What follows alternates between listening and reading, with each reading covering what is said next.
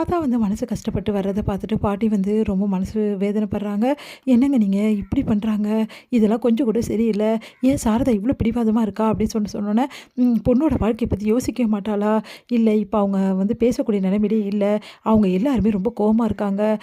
ஏன் குமரன் கூட என்கிட்ட பேசவே பேசல. பேச தயங்குறான். இந்த மாரி நிலைமையில நம்ம என்னத்த சொன்னாலும் அவங்களுக்கு வந்து தப்பா தான் போது.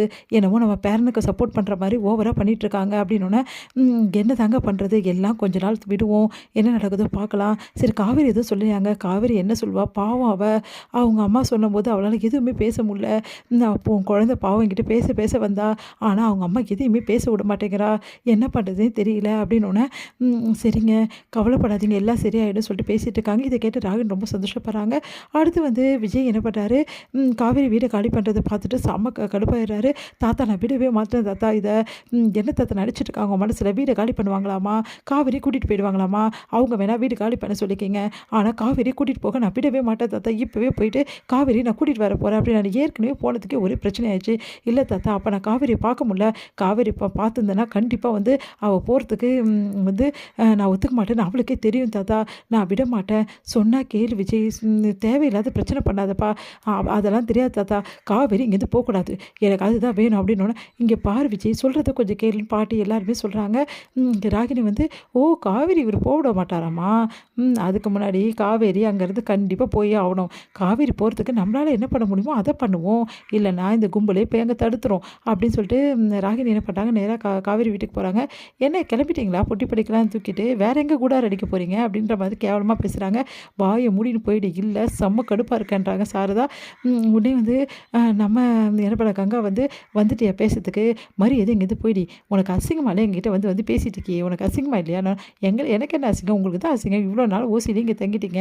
இப்ப மறுபடியும் எங்க போய் ஓசியில தங்கலான்னு போறீங்க? அங்க ஒண்ணும் ஓசியில தங்கல. வாடகை குடுத்துட்டு தான் இருந்தோம். தேவையில்லாதெல்லாம் பேசினேன். அப்புறம் அவ்வளோதான் சொல்லிட்டேன். பார்க்கலாம், பார்க்கலாம். எப்படியும் இப்ப நீங்க வந்து கிளம்புற மாரி சீன போடுவீங்க. ஆனா கிளம்ப மாட்டீங்க. எதுக்காக இப்படிலாம் பண்றீங்கன்னு எங்களுக்கு தெரியாதா? இங்க வந்து எப்படியாவது விஜயும், தாத்தா வந்து உங்கள கெஞ்சணும். இங்கேயே இருக்க சொல்லணும். அதுக்கு தானே இவ்வளோ பிளான் போடுறீங்க. நீ வந்து நினைக்கிற மாதிரியே தான் நடக்க போகுது. இப்ப விஜயும், தாத்தா வந்து கெஞ்ச போறாங்க. அப்புறம் என்ன இங்கேயே தான் இருக்க போறீங்க நீங்க. அதுக்கு தானே இவ்வளோ பிளான் போட்டு எல்லா காயும் நகர்த்திட்டு இருக்கீங்க. வாய மூடின்னு போயிடுடி. யாரு வந்தாலும் நாங்க போறது நிறுத்தவே மாட்டோம். புரியுதா? போடிங்கிறது அப்படி சொன்னோனே, அப்பா இதுதானே எனக்கு வேணும் அப்படின்னு சொல்றாங்க ராகினி ரொம்ப சந்தோஷமா. இங்க வந்து விஜய் வந்து செம்ம டென்ஷன் ஆகுறாரு. எப்படியாவது காவேரி பத்தி பேச வேண்டியதா அப்படின்னோனே, காவேரி என்ன பண்றாங்க, வந்து வெளிய போயிட்டுருக்காங்க. காவேரியும் வந்து நம்ம நர்மதாவும். அப்ப காவேரிய பார்த்துடுறாரு விஜய். நேரா போயிட்டு காவேரி கிட்ட, "என்ன நினைச்சிட்டு இருக்க காவேரி உன் மனசுல? எப்படி நீ இங்கேருந்து கிளம்பலாம்?" அப்படின்றாரு. இங்க பாருங்க விஜய், அது வந்து இப்ப சொல்ல போறியா இப்ப இல்லையா? அது என்ன நினைச்சிட்டு இருக்க? என்ன விட்டுட்டு நீ போயிடுவியா? நான் உன் புருஷன்டி. புருஷன விட்டுட்டு போறது அளவுக்கு உனக்கு வந்து தைரியம் இருக்கா காவேரி? அப்படின்னு சொன்னோனே, அப்படியே பார்க்குறாங்க. என்ன பண்ணுறதுன்னு தெரியாம அந்த டைம்ல கரெக்ட்டா அங்க வந்துடுறாரு குமரன். குமரனுக்கு செம்ம கடுப்பாரு. கைய விட போறியா இப்ப இல்லையா? அப்படின்றாரு. பக்கத்துல நிவினும் வந்துடுறாரு. நிவினும் குமரனையும் பார்த்துட்டு, காவேரி என்ன பண்ணுன்னு தெரியாம தவிக்கிறீங்க. காவேரி முதல்ல வீட்டுக்கு போ காவேரி அப்படின்னோனே, அது வந்து மாமா அப்படின்னு சொல்லிட்டு நிக்கிறாங்க அங்கேயே. கைய விட போறியா இப்ப இல்லையா விஜய்? அப்படின்னோனே, கொஞ்சம் கைய விடுங்கங்க. அப்படி சொல்லிட்டு விஜய் பார்த்துட்டு அப்படியே காவேரி வந்து கிளம்புறாங்க. இங்க வந்து பார்த்துட்டு அப்படியே டென்ஷன் ஆகுறாரு குமரன். என்ன நினைச்சிட்டு இருக்கோம் மனசுல? என்ன வேணாலும் பண்ணலாம்னு நினைச்சிட்டு இருக்கியா? அப்படி சொல்லிட்டு சட்டைய பிடிக்கிறாரு. நம்ம விஜயும் சட்டைய பிடிக்கிறாரு. அவ்வளோதான் உனக்கு மரியாதை. உங்களுக்கும் அவ்வளோதான் மரியாதை. என்ன நினைச்சிட்டு இருக்கீங்க? என் பொண்டாட்டிக்கிட்ட நான் பேசுறதுக்கு நீங்க யார் கேள்வி கேட்கறதுக்கு? தேவையில்லாம வந்து இங்க பிரச்சனை பண்ணீங்கன்னா அவ்வளோதான். நீ தான் தேவையில்லாம வந்து பிரச்சனை பண்ற.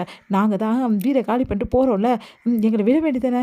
அதுக்கு எதுக்கு வந்து பிரச்சனை பண்ணிட்டு இருக்க? அப்படின்னு நீங்க வீடு காலி பண்ணி போங்க. ஆனா என் பொண்டாட்டிய நான் அனுப்ப முடியாதுன்றாரு. அதிர்ச்சி அடையறாங்க.